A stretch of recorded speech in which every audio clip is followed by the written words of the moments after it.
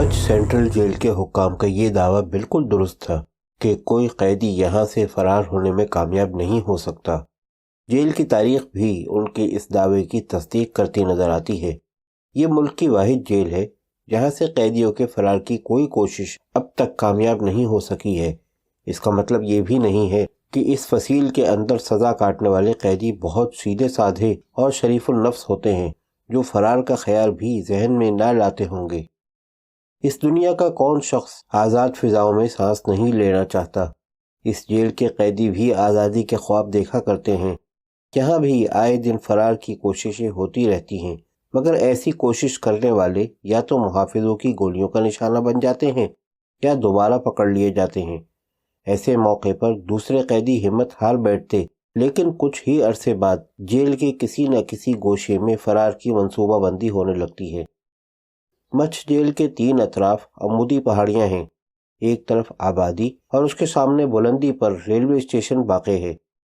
یہ پاکستان کا وہ ریلوے اسٹیشن ہے جس کے بارے میں کہا جاتا ہے کہ ٹرین یہاں آ کر راستہ بھول جاتی ہے۔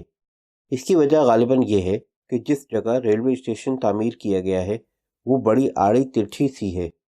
پنجاب یا کراچی سے آنے والی ٹرین سیدھی پلیٹ فارم پر نہیں جاتی، بلکہ مین لائن پر 2-3 میل آگے نکل جاتی ہے اور وہاں سے الٹی چلتی ہوئی پلیٹ فارم پر آتی ہے۔ کچھ ایسی ہی صورتحال کوئٹہ کی طرف سے آنے والی ٹرینوں کے ساتھ بھی ہے۔ کوئٹہ سے آنے والی ٹرین سیدھی پلیٹ فارم پر آتی ہے، مختصر سے قیام کے بعد آگے روانہ ہونے کے لیے وہ 2-3 میل پیچھے جاتی ہے، پھر رخ بدلتی ہوئی مین لائن پر انتہائی تیز رفتاری سے خطرناک ڈھلان پر اترنے لگتی ہے۔ اس صورتحال کی وجہ سے مچھ جیل کو ایک ناقابل تسخیر قلعے کی حیثیت حاصل ہے۔ مچھ کو دوسرے شہروں سے ملانے والی سڑک وہاں سے تقریباً 2 میل کے فاصلے پر ہے۔ سڑک تک پہنچنے کے لیے پہاڑیوں کے درمیان نشیب میں واقع تقریباً 1000 گز چوڑے دریا سے گزرنا پڑتا ہے۔ قصبے کو ہائی وے سے ملانے والی ذیلی سڑک اسی دریا میں سے ہو کر گزرتی ہے، جو عام طور پر خشک رہتا ہے، لیکن برسات کے دنوں میں سڑک کے راستے پہ قصبہ باقی شہروں سے کٹ جاتا ہے۔ مچھ جیل میں سزائے موت یا عمر قید پانے والے خطرناک قیدیوں کو بھیجا جاتا ہے۔ یہاں آنے والے ہر قیدی کو پہلے ہی سے آگاہ کر دیا جاتا ہے کہ اگر وہ اپنی سزا بھگتنے کے دوران جیل کے عملے سے تعاون کرے گا تو ہو سکتا ہے کہ اس کے ساتھ کچھ رعایت برتی جائے۔ عدم تعاون اور فرار کی منصوبہ بندی کی جسارت میں نہ صرف یہ کہ اس سے اضافی مشقت لی جائے گی، بلکہ عین ممکن ہے کہ ایسی کسی کوشش میں اسے اپنی جان سے بھی ہاتھ دھونا پڑے۔ قیدی نمبر 467 تنگ و تاریک اور سیلن زدہ سی کوٹری میں خاصی گھٹن محسوس کر رہا تھا۔ وہ کبھی دیوار کے ساتھ ٹیک لگا کر بیٹھ جاتا اور کبھی اٹھ کر ٹہلتے ہوئے دروازے کی سلاخیں پکڑ کر کھڑا ہو جاتا۔ اس کی حالت اس شیر کی سی تھی جسے زخمی کر کے پنجرے میں بند کر دیا گیا ہو۔ وہ جمشید منصوری تھا۔ اسے جب اس جیل میں لایا گیا تھا تو اسے بھی اسی قسم کی وارننگ دی گئی تھی، جس کے جواب میں جمشید کے ہونٹوں پر خفیف سی مسکراہٹ آ گئی تھی۔ اس کی فائل بہت ضخیم تھی۔ جمشید پر 3 آدمیوں کے قتل کے علاوہ اور بھی بہت سے سنگین الزامات تھے۔ 2 قتل اس نے 3 سال پہلے کیے تھے۔ اس جرم میں اسے عدالت سے عمر قید کی سزا سنائی گئی تھی اور اسے کوئٹہ کی ڈسٹرکٹ جیل بھیج دیا گیا۔ وہاں 6 مہینے بعد ہی فرار کی کوشش میں اس نے ایک محافظ کو ہلاک کر ڈالا۔ 2 روز تک وہ شہر میں چھپا رہا، مگر تیسرے روز رات کے وقت بھیس بدل کر ایک ٹرک کے ذریعے شہر سے نکلنے کی کوشش کرتے ہوئے پکڑا گیا۔ اس پر ایک بار پھر مقدمہ چلا۔ مقدمے کی کارروائی 1 سال تک جاری رہی اور اسے لمبی سزا سنا کر ایک بار پھر جیل بھیج دیا گیا، جہاں وہ 1 سال تک بڑی شرافت سے سزا بھگتتا رہا، مگر یوں قید ہو کر بیٹھ رہنا اس کی فطرت میں شامل نہیں تھا۔ وہ ایک بار پھر جیل سے بھاگ نکلا۔ اس مرتبہ فرار ہوتے ہوئے اس نے ایک محافظ کی ٹانگ توڑ دی۔ اس کے جیل توڑنے کے تقریباً 1 گھنٹے بعد پورے شہر کی پولیس کو الرٹ کر کے شہر سے باہر جانے والے تمام راستوں کی ناکہ بندی کر دی گئی تھی، لیکن اس مرتبہ پولیس جمشید منصوری کا سراغ نہ پا سکی۔ وہ اس طرح غائب ہوا تھا جیسے اس دنیا میں اس کا وجود ہی نہ رہا ہو۔ جمشید کو جیل سے فرار ہوئے 3 سال ہو چکے تھے، لیکن پولیس اسے نہیں بھولی تھی۔ اس کی تلاش مسلسل جاری تھی اور بالآخر وہ کوئٹہ سے تقریباً 100 میل دور نوشکی نامی قصبے سے پکڑا گیا۔ اس مرتبہ اسے ایک اور سنگین جرم میں پکڑا گیا تھا۔ اسے ایک بار پھر عدالت میں پیش کیا گیا۔ اس مرتبہ جلد ہی فیصلہ سنا دیا گیا اور اسے ایک نہایت خطرناک قیدی قرار دیتے ہوئے مچ سینٹرل جیل بھیج دیا گیا، جہاں اسے مجموعی طور پر 68 سال کی سزا بھگتنی تھی۔ اگر وہ مر کر دوسرا جنم بھی لے لیتا تو اس جنم کی زندگی کے آخری لمحوں تک بھی اسے جیل سے نکلنا نصیب نہ ہوتا۔ اس کوٹری کی لمبائی 10 فٹ اور چوڑائی 8 فٹ تھی، لیکن چھت خاصی اونچی تھی۔ بلندی پر تقریباً 1.5 فٹ لمبا اور 1 فٹ چوڑا روشن دان بنا ہوا تھا۔ روشن دان تک پہنچنا اگرچہ ممکن نہیں تھا، لیکن سیکورٹی کے نقطہ نظر سے اس میں بھی موٹی موٹی آہنی سلاخیں لگی ہوئی تھیں۔ مضبوط آہنی سلاخوں والے دروازے کے سامنے نیم تاریک سی راہداری تھی، جس میں ہر وقت مدھم روشنی کا بلب جلتا رہتا تھا۔ کوٹری کے اندر مخصوص ناگوار سی بو پھیلی ہوئی تھی۔ اس کا احساس باہر سے آنے والے کو ہی ہوتا تھا۔ کوٹری میں موجود مضطرب اور بے چین جمشید منصوری نے دھاری دار کپڑے کا قیدیوں والا مخصوص لباس پہن رکھا تھا، جو کثرت استعمال سے بدرنگ ہو چکا تھا۔ اس کے بال الجھے ہوئے اور شیو بڑھا ہوا تھا، قد لمبا، جسم مضبوط اور عمر 30-32 کے لگ بھگ تھی۔ کشادہ پیشانی اور آنکھوں کی چمک ظاہر کرتی تھی کہ وہ ذہین، چالاک اور تعلیم یافتہ ہے۔ اچانک راہداری میں قدموں کی گونج سنائی دینے لگی۔ قیدی ٹہلتے ٹہلتے رک گیا اور دروازے کے ساتھ کھڑے ہو کر متوقع نظروں سے آواز کی سمت دیکھنے لگا۔ اس نے قدموں کی آواز سے اندازہ لگا لیا کہ آنے والے ایک سے زیادہ تھے۔ اس کا اندازہ غلط نہیں تھا۔ چند لمحوں بعد جیل کا سپرنٹینڈنٹ 2 مسلح محافظوں کے ساتھ راہداری میں نمودار ہوا اور اس کے دروازے پر پہنچ کر رک گیا۔ اس نے ہاتھ میں پکڑے ہوئے چابیوں کے وزنی گچھے میں سے ایک چابی منتخب کی، اسے تالے کے سوراخ میں لگا کر گھمایا اور دروازہ کھول دیا۔ قیدی بھویں سکیڑ کر آنے والے کو گھورنے لگا۔ مسٹر جمشید، سپرنٹینڈنٹ نے اس کی طرف دیکھتے ہوئے متانت سے کہا، تمہیں یہاں کوئی تکلیف تو نہیں پہنچائی گئی؟ قیدی کی آنکھیں حیرت سے پھیل گئیں۔ سپرنٹینڈنٹ نے پہلی بار اس کا نام لے کر مخاطب کیا تھا، اور نام ہی نہیں بلکہ مسٹر بھی کہا تھا، ورنہ اس سے پہلے اسے قیدی نمبر 467 ہی کہا جاتا تھا، اور وہ اس نمبر سے خاصا مانوس بھی ہو گیا تھا۔ سپرنٹینڈنٹ نے جو سوال کیا تھا وہ بھی خاصا معنی خیز تھا۔ سپرنٹینڈنٹ، قیدی جمشید منصوری نے کہا، تم نے کچھ عجیب سا سوال کیا ہے۔ یہ تو ایسی ہی بات ہے جیسے کسی شخص کو 2-4 روز بھوکا رکھ کر پوچھا جائے کہ تمہیں بھوک تو نہیں لگ رہی ہے۔ تم میرا مطلب نہیں سمجھے۔ جہاں تک اس کوٹری اور جیل کا تعلق ہے، اس سلسلے میں ہم کچھ نہیں کر سکتے۔ پوچھنے کا مقصد یہ ہے کہ تمہارے ساتھ کوئی خلاف قانون سختی تو نہیں کی گئی؟ سپرنٹینڈنٹ نے اس کے چہرے پر نظریں جماتے ہوئے کہا۔ جمشید منصوری نے کندھے اچکا دیے۔ میرے خیال میں تو میرے ساتھ جو کچھ بھی کیا جا رہا ہے وہ سب خلاف قانون ہے۔ کیا تم سمجھتے ہو کہ اس تنگ اور غلیظ کوٹری میں کوئی انسان خوش رہ سکتا ہے؟ اس معاملے میں میرے اختیارات محدود ہیں۔ سپرنٹینڈنٹ نے کہا، تمہارے بارے میں مجھے بتایا گیا تھا کہ تم ایک خطرناک مجرم ہو، اس لیے تمہیں کوٹری میں بند رکھا جائے۔ تم خود سوچو، تم پر کم سے کم 3 افراد کے قتل اور متعدد بار جیل توڑنے کا الزام ہے، اور آخری مرتبہ جب تم کوئٹہ سے ایران جانے والی شاہراہ پر واقع نوشکی ٹاؤن سے پکڑے گئے تھے تو تمہارے قبضے سے آدھا ٹن سونا اور کروڑوں روپے کی مالیت کے ہیرے جواہرات برآمد ہوئے تھے۔ مچھ جیل کی تاریخ میں اتنی بھاری مقدار میں سونا اور ہیرے جواہرات اسمگل کرنے کا کیس کبھی ریکارڈ نہیں کیا گیا۔ میں تو اس بات پر حیران ہوں کہ تم نے یہ سونا اور ہیرے جواہرات کہاں سے حاصل کیے؟ عزت افزائی کا شکریہ، قیدی نے خشک لہجے میں کہا۔ میرا خیال ہے تمہیں میرے بارے میں بہت کم بتایا گیا ہے۔ میرا پورا نام جمشید منصوری ہے اور میں ایران کے ایک معزز خاندان سے تعلق رکھتا ہوں۔ سپرنٹینڈنٹ کے چہرے پر کوئی تبدیلی ظاہر نہیں ہوئی۔ اگر وہ جمشید کے اس انکشاف سے مرعوب ہوا بھی تھا تو اس نے بڑی ہوشیاری سے اپنے تاثرات کو چھپا لیا تھا۔ اس فصیل کے اندر قدم رکھنے والا ہر شخص محض قیدی رہ جاتا ہے۔ بہرحال تم محافظوں کے ساتھ چلے جاؤ اور نہا دھو کر دوسرا لباس پہن لو، کچھ لوگ تم سے ملنے کے لیے آ رہے ہیں۔ سپرنٹینڈنٹ نے اپنی آمد کا مقصد بیان کرتے ہوئے کہا۔ قیدی کی پیشانی پر بل پڑ گئے، تاہم وہ خاموشی سے محافظوں کے ساتھ رخصت ہو گیا۔ سپرنٹینڈنٹ کچھ دیر تک اپنی جگہ پر کھڑا جمشید کی باتوں پر غور کرتا رہا، پھر واپس مڑا اور اپنے دفتر پہنچ گیا۔ تقریباً 15 منٹ بعد اس کے دفتر کا دروازہ کھلا اور ایک محافظ 2 وجیح اور باروب آدمیوں کے ساتھ اندر داخل ہوا۔ سپرنٹینڈنٹ نے اٹھ کر آنے والوں کا استقبال کیا۔ میں الطاف نیازی ہوں، اس نے اپنا تعارف کراتے ہوئے کہا، اس جیل کا سپرنٹینڈنٹ۔ تشریف رکھیے، میں آپ ہی کا انتظار کر رہا تھا۔ دونوں ملاقاتیوں نے الطاف نیازی سے ہاتھ ملایا اور کرسیوں پر بیٹھ گئے۔ ان میں سے ایک دراز قامت، قوی الجثہ اور تند چہرے کا مالک تھا۔ اس کی اوپر کو اٹھی ہوئی بھاری مونچھیں اور چوڑا چکلا سینہ اس بات کی غمازی کرتا تھا کہ وہ ایک نڈر، بے باک اور خطرات میں کود پڑنے والا انسان ہے۔ اس نے حامد علی کے نام سے اپنا تعارف کرایا، جبکہ دوسرے نے اپنا نام نواز رضوی بتایا تھا۔ وہ قدر مختلف شخصیت کا مالک تھا۔ اس نے زیادہ تر دفتروں میں کام کیا تھا۔ یہی وجہ تھی کہ اس کے چہرے پر حامد علی کسی کی تندی نہیں تھی۔ اس کی پیشانی کشادہ، بال روئی کی طرح سفید اور مونچھیں چھوٹی تھیں۔ وہ انتہائی پراسرار شخصیت کا مالک نظر آ رہا تھا۔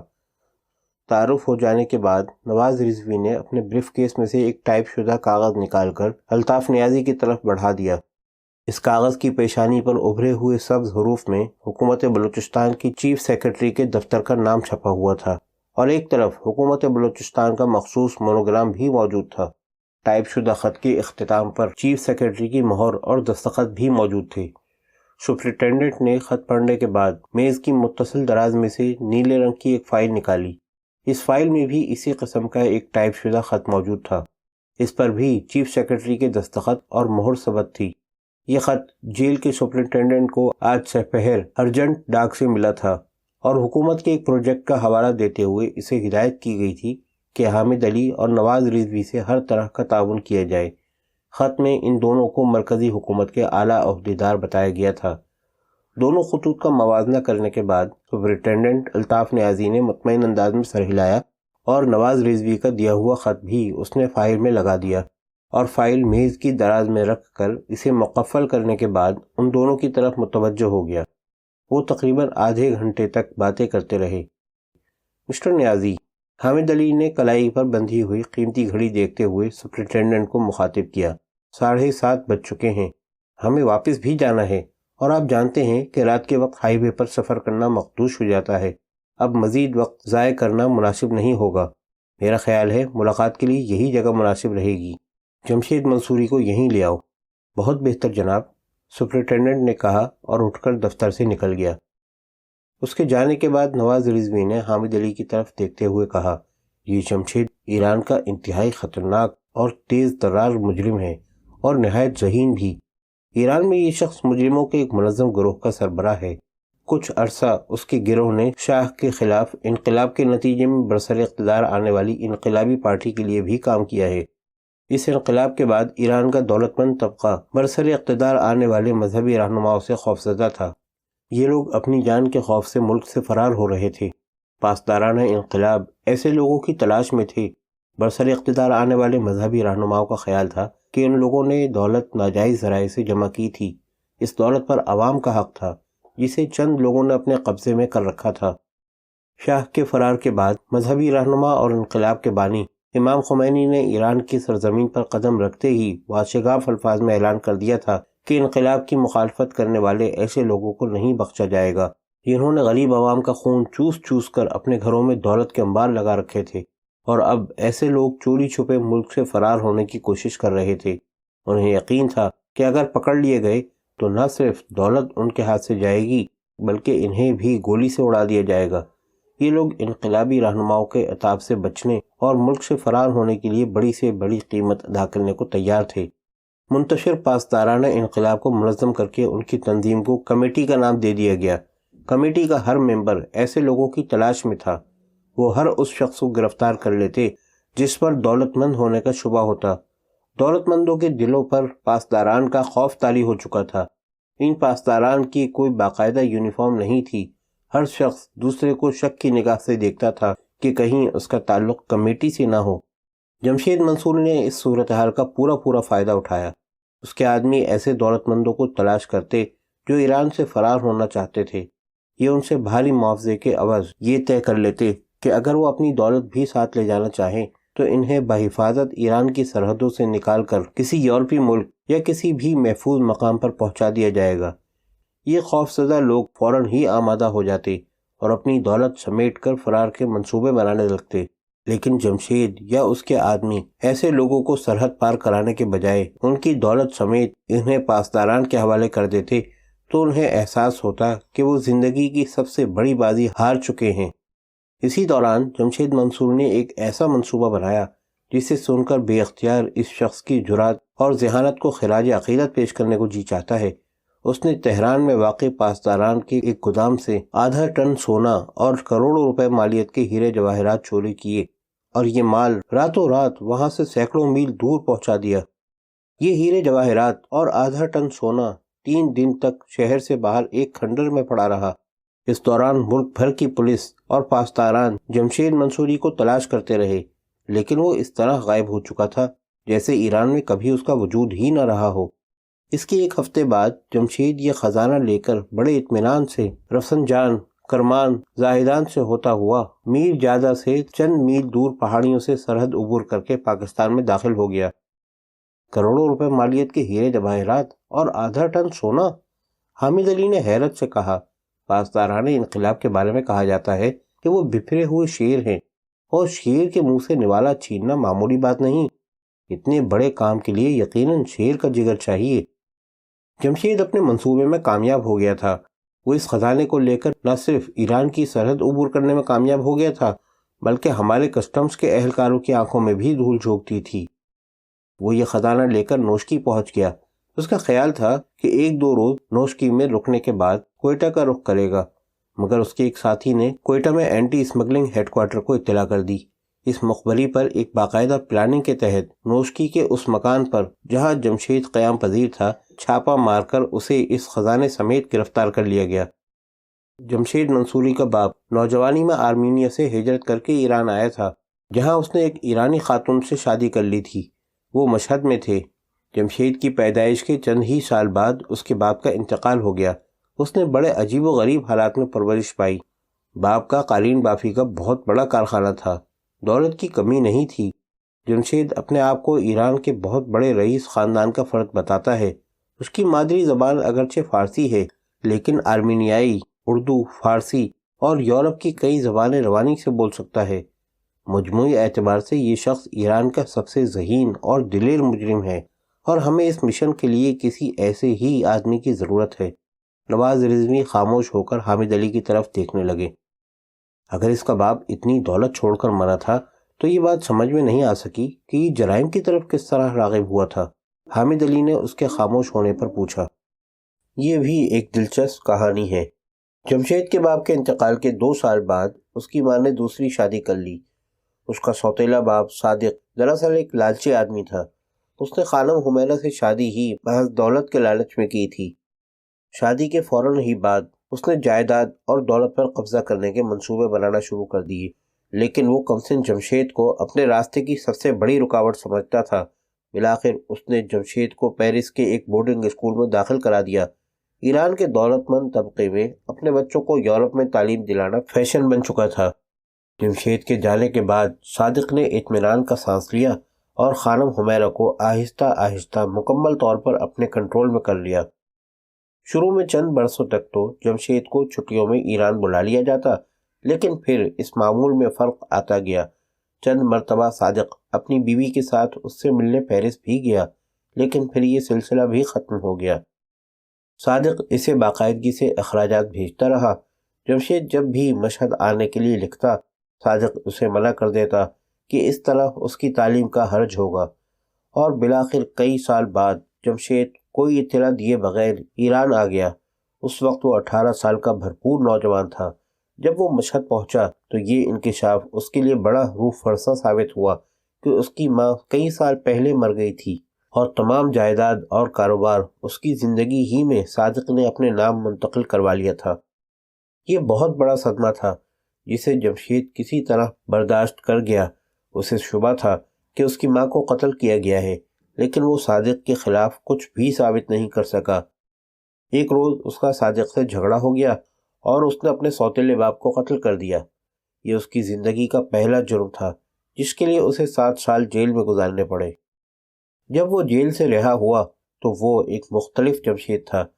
وہ جیل سے بہت کچھ سیکھ کر نکلا تھا۔ اس نے اپنا ایک گروہ بنا لیا اور ایک خطرناک مجرم بن گیا۔ کئی سال تک پولیس سے اس کی آنکھ مچولی ہوتی رہی۔ اس دوران وہ کئی مرتبہ پاکستان بھی آیا۔ کوئٹہ میں اس کی ماں کے کچھ رشتہ دار تھے جن سے وہ وقتاً فوقتاً ملتا رہتا تھا۔ اور پھر جب ایران میں شاہ کے خلاف امام خمینی کی تحریک شروع ہوئی تو ہوا کا رخ دیکھتے ہوئے جمشید بھی انقلابیوں میں شامل ہو گیا۔ وہ ایک ذہین نوجوان تھا اور اس میں صورتحال کو سمجھنے کی بھرپور صلاحیت موجود تھی۔ شاہ کے فرار کے بعد ملک میں عجیب افراتفری کی سی کیفیت تھی۔ پکڑ دھکڑ کا سلسلہ جاری تھا۔ ذرا سے شبے میں لوگوں کو گولی سے اڑا دیا جاتا۔ بیسیوں افراد کو روزانہ شاہ کا حامی ہونے کے شبے میں موت کے گھاٹ اتارا جا رہا تھا۔ جمشید نے اس صورتحال سے پورا فائدہ اٹھایا۔ وہ پہلے انقلابیوں کے لیے کام کرتا رہا، پھر پاسدارانہ انقلاب کے گودام سے وہ خزانہ اڑا لایا۔ پاکستان آمد و رفت کے دوران اس نے جعلی کاغذات کے ذریعے یہاں کی شہریت حاصل کر لی تھی۔ اس نے بعض مقامی جرائم پیشہ افراد کی مدد سے یہاں بھی وارداتیں شروع کر دیں۔ ڈکیتی کی ایک واردات کے دوران 2 آدمی اس کے ہاتھوں مارے گئے۔ اس نے زاہدان کی طرف فرار ہونے کی کوشش کی لیکن پکڑا گیا۔ اس پر مقدمہ چلا اور اسے عمر قید کی سزا سنائی گئی، لیکن کچھ ہی عرصے بعد وہ جیل سے بھاگ نکلا۔ فرار کی کوشش میں اس نے جیل کے ایک محافظ کو بھی ہلاک کر ڈالا تھا۔ وہ 2 روز تک شہر میں چھپا رہا، مگر تیسرے روز رات کے وقت بھیس بدل کر ایک مال بردار ٹرک کے ذریعے شہر سے نکلنے کی کوشش کرتے ہوئے پکڑا گیا۔ اس پر ایک بار پھر مقدمہ چلا اور اس مرتبہ بھی اسے لمبی سزا سنا کر جیل بھیج دیا گیا، لیکن جیل کی 4 دیواری میں محصور رہنا اس کی فطرت میں شامل نہیں تھا۔ وہ ایک بار پھر جیل سے بھاگ نکلا۔ اس مرتبہ فرار ہوتے ہوئے اس نے ایک محافظ کی ٹانگ بھی توڑ دی تھی۔ اس کے جیل سے فرار ہونے کے بعد 1 گھنٹے کے اندر اندر پورے شہر کی ناکہ بندی کر دی گئی تھی، مگر پولیس اس کا کوئی سراغ نہ لگا سکی۔ وہ 3 سال تک لاپتہ رہا اور بالآخر چند ہفتے پہلے نوشکی سے نصف ٹن سونے اور کروڑوں روپے مالیت کے زر و جواہرات سمیت پکڑا گیا اور اسے نہایت خطرناک قیدی قرار دیتے ہوئے مچھ سینٹرل جیل بھیج دیا گیا۔ اسی لمحے دفتر کا دروازہ کھلا اور سپرنٹینڈنٹ جمشید کو لیے ہوئے کمرے میں داخل ہوا۔ جمشید نے بھالی ان دونوں کی طرف دیکھا اور ان کے بولنے کا انتظار کرنے لگا۔ حامد علی اور نواز رضوی گہری نظروں سے اس کا جائزہ لے رہے تھے۔ جیل کے شب و روز جمشید پر زیادہ اثر انداز نہیں ہوئے تھے۔ وہ ایک تنومند نوجوان تھا۔ تازہ بنا ہوا شیو، سلیقے سے بنے ہوئے بال اور صاف ستھرے لباس میں وہ خاصی متاثر کن شخصیت کا مالک نظر آ رہا تھا۔ سپرنٹینڈنٹ اسے ان کے سامنے پیش کرنے کے لیے پوری طرح تیار کر کے لایا تھا۔ آفیسر، بالآخر حامد علی نے سپرنٹینڈنٹ کی طرف دیکھتے ہوئے باروب لہجے میں کہا، کیا ہم چند منٹ تنہائی میں اس نوجوان سے بات کر سکتے ہیں؟ یس سر، سپرنٹینڈنٹ نے جواب دیا۔ اسے چیف سیکرٹری کی طرف سے ملنے والے خط میں ان دونوں سے مکمل تعاون کی ہدایت کی گئی تھی اور ظاہر ہے وہ اس ہدایت کی خلاف ورزی نہیں کر سکتا تھا۔ آپ فارغ ہو جائیں تو کال بیل کا بٹن دبا دیجیے گا۔ وہ یہ کہتے ہوئے دفتر سے باہر نکل گیا اور دروازہ بھی بھیڑ دیا۔